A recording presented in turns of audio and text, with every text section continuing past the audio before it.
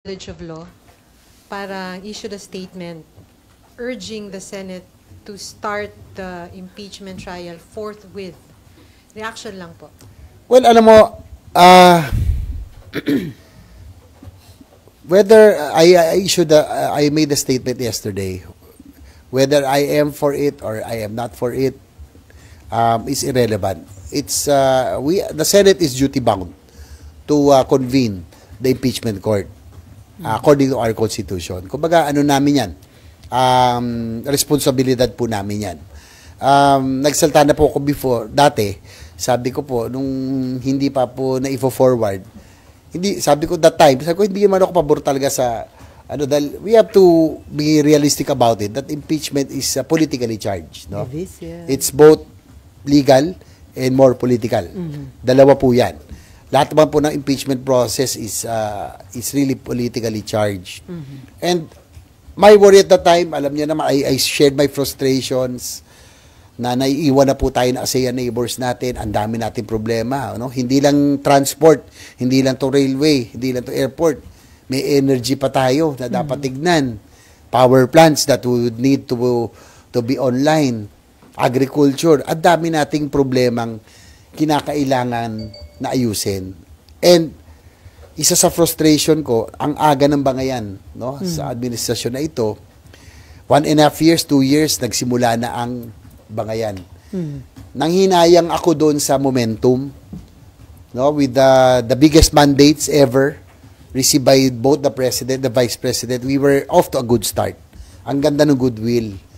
Kaya lang napaaga yung bangayan na ito, humantong na nga po tayo sa magkakaroon na ng impeachment. Kaya po ako hindi pabor that time na sinabi ko kasi nga, ang dami nating pressing problems. Ang dami nating kailangan habulin. But in case, ito na, talaga namang itutuloy naman itong impeachment whether we like it or not. As I mentioned, we are duty bound. Sana matapos agad. So we can, whatever the decision is, whatever the verdict is, I hope we can go back to our normalcy as soon as possible. Mahaba-haba at marami-rami tayong hahabulin. Ang worry ko rito, yung sabi ko nga, Vietnam is already tawag nito is already leaving us, nakalamang na sila ng they're doing all the right things. Habang tayo nakastagnate. No? Meron akong figures nakalimutan ko lang pero talaga yung FDIs nila, we are getting just probably half or even less. So ito po yung concern ko. Kaya sana kung sakali man magkaroon ng impeachment matapos ito sa lalo madaling panahon, hope we can wrap up as soon as possible para po we can go back and go back to our businesses and of course yung pong mga pressing problems, challenges ay that we could already give attention to. Okay, sige. What's your Sen, opinion dun sa seemingly na nadidelay yung pag-convene ninyo? Well, I'm not defending the leadership or the Senate, no. Unang-una, pinasa ng House of Representatives yan. Kailan ba nila pinasa yan? Last day. 5 o'clock. We adjourned at 7. Di ba? 5 o'clock, talagang last minute din. They had all the time since December. Sana pinasa nila kagad so that we would have the time. So hindi lang, wag naman sana, not defending the Senate, but I'm just stating the facts na sana, kung pinasa nila mas maaga, baka mas maaga rin na simulan. Pero sir, may mga nagsasabi na dahil dun sa patuloy na pagkakadelay ng pagsisimula ng impeachment process, dun sa impeachment case laban kay BP Sara, parang ang on trial ngayon, yung Senado, hindi na si BP Sara. Parang dahil di ba ang daming batikos, ang daming mga iba't ibang opinion, well, parang kayo nang nalilitis, kayo na... Hintayin na lang po natin. One thing is for sure, we are duty bound, as I mentioned, to go through it. No? So matutuloy yan. Hindi naman, I don't think there's an attempt to derail or to stop. Pero sa consultation nyo sa inyong mga legal counsel, naniniwala ba sila na pwedeng tumalon, mag-crossover sa 20th Congress kapag nasimulan sa 19th itong Well, that will be a legal question. Di po ako abogado, but yan ang pagdidebatihan. Again, it might be that the 20th Congress already will be the one to decide whether to go through it or not. So, parang nandun na rin yun. Pwedeng, magsusumpa na kami ngayon, di ba? Bago siguro as impeachment court, but it will go through, magko-crossover na yan. So, it's still, again, the plenary will always be supreme. Kung ano pong maging desisyon ng Kongreso, ng 20th Congress, then that will be followed. Sir, dun sa umiikot, before RG, dun sa umiikot ho na resolution seeking Senate parang de facto dismissal noong impeachment case. Yung po ba nabasa ninyo? At ano yung naaral ba na inyong legal counsel ko anong nabasa ko lang yan sa news, sa social media. So hindi pa ako nakakuha. Hindi ko pa nakuha physically. Hindi kayo binigyan pa ng copy, Hindi sir? Hindi pa. Sabi ni Senator Bato, binibigyan yata yung mga interesado lang dun sa resolution. RG.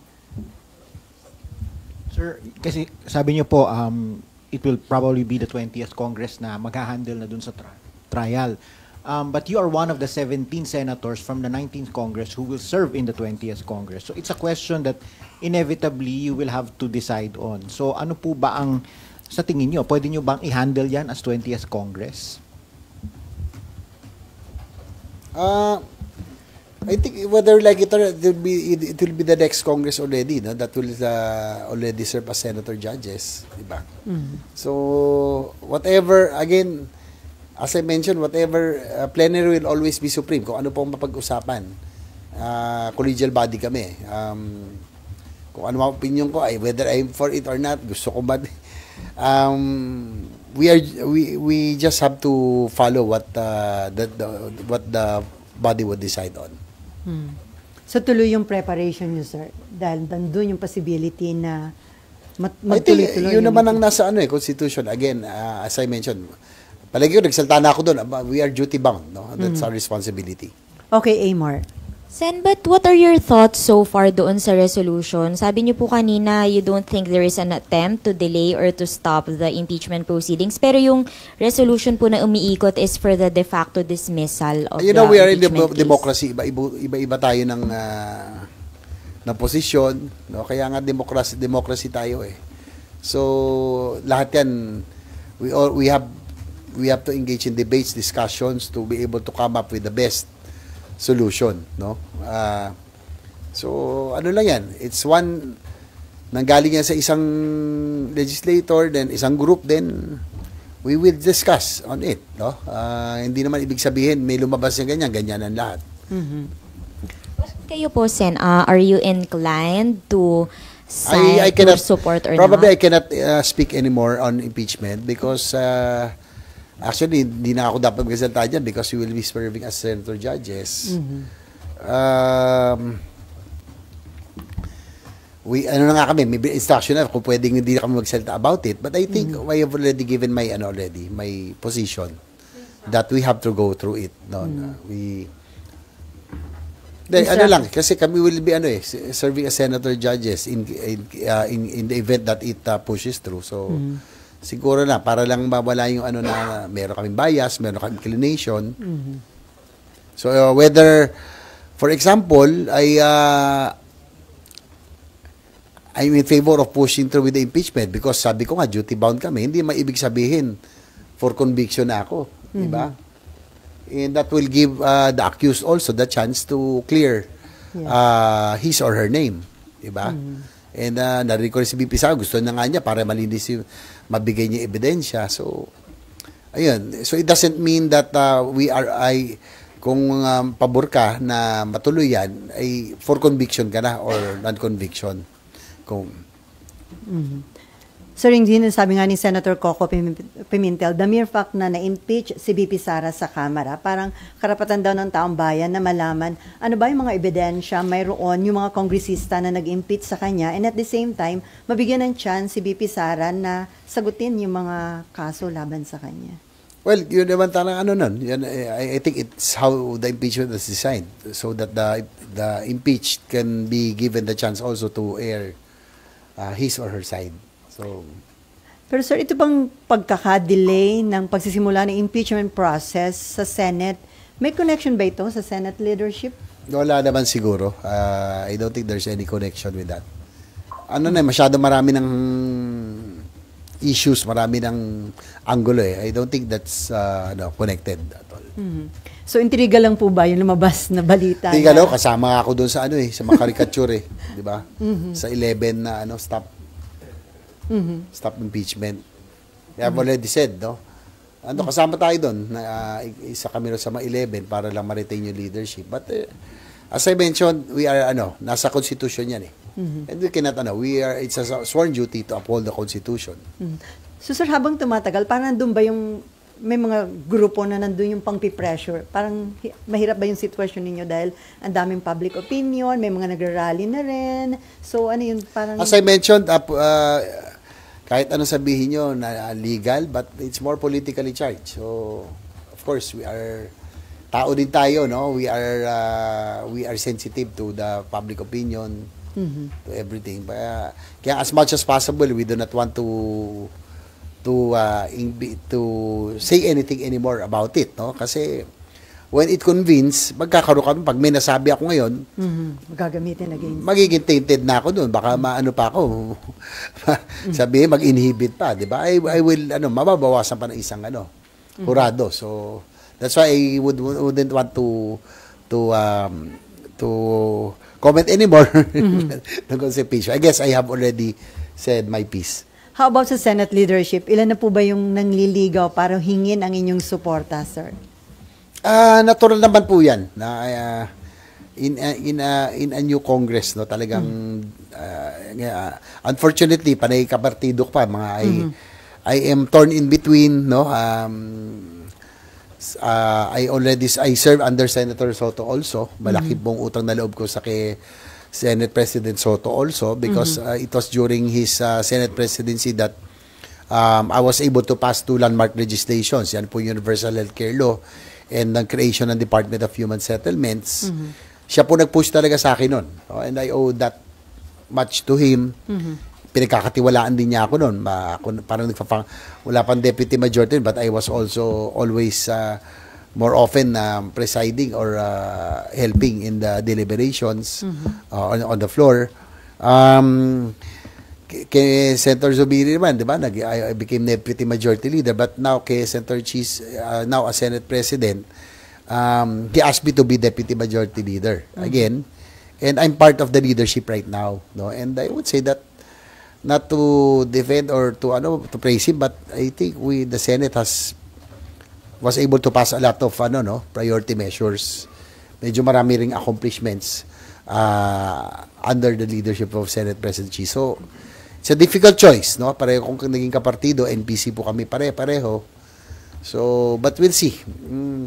Hindi naman ako pwedeng I told na siguro kung sakali may manliligaw sa akin, I'll be the last na lang siguro because I'm part of the leadership of the Senate. So, you are torn between Senate President Cheese and former Senate President Tito Soto. Oo nga eh. Siguro para hindi ako mator, tatakbo na rin ako Senate President. Para hindi na ako mag-isip. Tatakbo rin ako para wala na akong papaligan. How about Senator Amy Marcos? Hindi hinihingi pa ang suporta niyo, sir? Hindi naman siya nagsabi sa akin. Kabiruan ko yun. Matagal ko na rin kaibigan yan.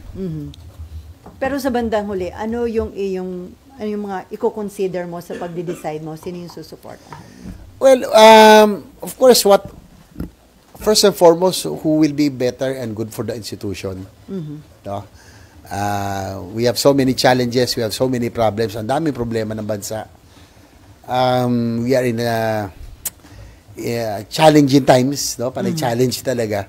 So I guess I will have to choose a leader who will be able to steer the Senate during these turbulent, challenging times. Okay, any related? Okay, si Mark muna and then si Maki. Yes, about the Senate presidency pa rin, Senator. since sa NPC, has the party leadership told the members in the Senate to toe the line, to step in na para wala na po yung ganitong difficult choice between two NPC members? And my second question is, has SP Cheese ever offered the majority leader post to you as to get your support? Siguro doon po sa partido, mahirap kasi pareho kapartido namin, no? Former Senate President Soto is NPC. Si Sen. Cheese is, Senate President Cheese is also NPC. Senator Loren is also NPC. Halos lahat kami dito, marami kaming NPC sa there's no instruction from the party. Kasi nga parehong kapartido eh. Siguro kung isa lang, madali. So, probably mahirap din para sa partido mag-decide on who to support. Pero sir, better daw ba na lawyer ang Senate President kapag nagkaroon ng impeachment?